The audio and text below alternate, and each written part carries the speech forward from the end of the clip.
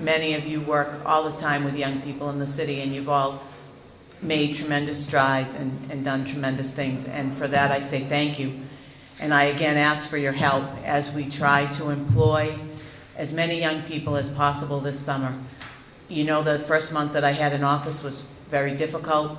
We had a lot of tragedy in the city, and part of that is because there are not enough opportunities for our young people, enough opportunities for them to stay on a right path and a right course. And if we have young people who really want to work, and we do have them by the boatloads, we need to try to find whatever measures possible in order to provide them with the opportunities to do that work.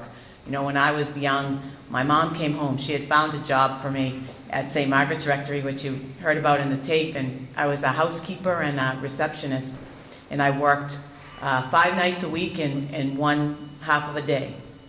And I thought that that was the most terrible, meanest thing that ever could have happened, because I was young and she was making me do all this work.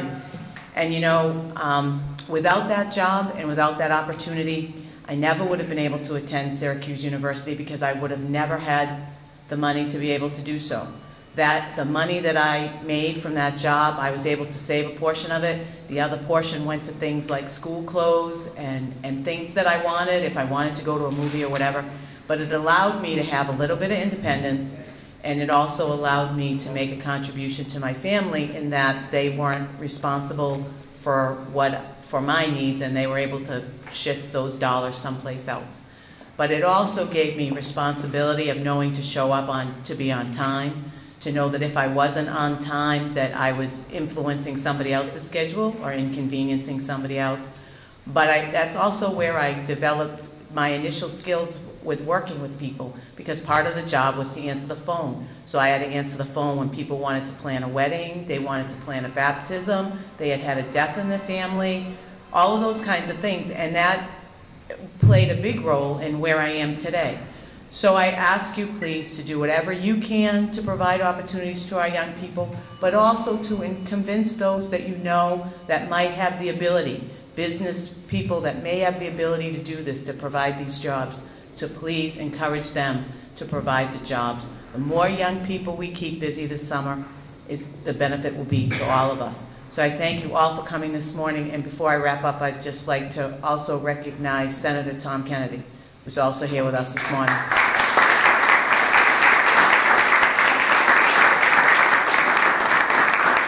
So again, thank you all. Thank you all for the contributions that you make to our young people every day. Thank you for your help with this effort, and I look forward to working with all of you next Thursday at the phone-a-thon. Thank you.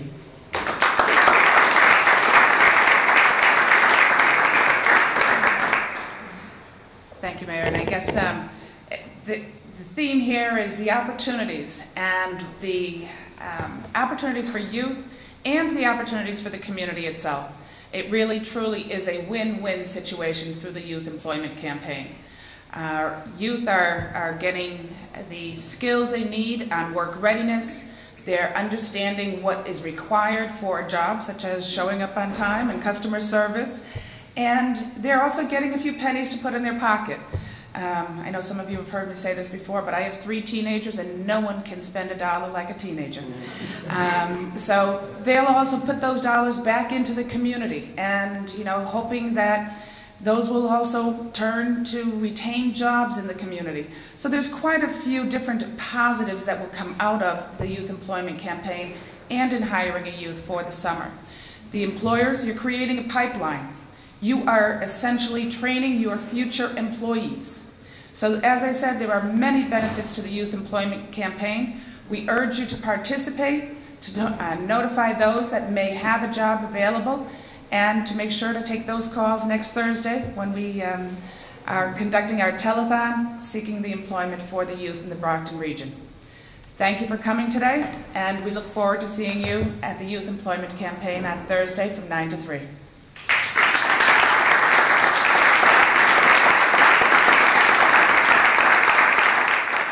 I think we were even talking about the green roof when I first met you.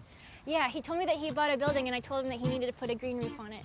Yeah. And that's why I decided to start dating him, because he had this space. I grew up with a garden and then had an internship that had a gardening bit to it, but never anything this intense. We have a cherry tree. Grapes, kiwi, hops. Sweet peppers, hot peppers. We decided that we wanted to do this food producing green roof, and then Brianne told me about funding opportunities, so we applied for the green roof grant.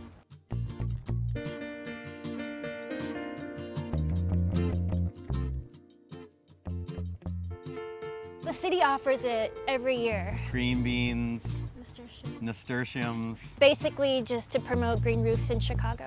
It helps with heating and air conditioning costs. It helps insulate the building. Tomatillos, 3 different kinds of watermelon. strawberries. We did a little bit of research, wrote a proposal, and then got the money. Around the same time, he was also getting more into cooking. Hadn't really cooked before. You mostly ate green beans out of a can, right?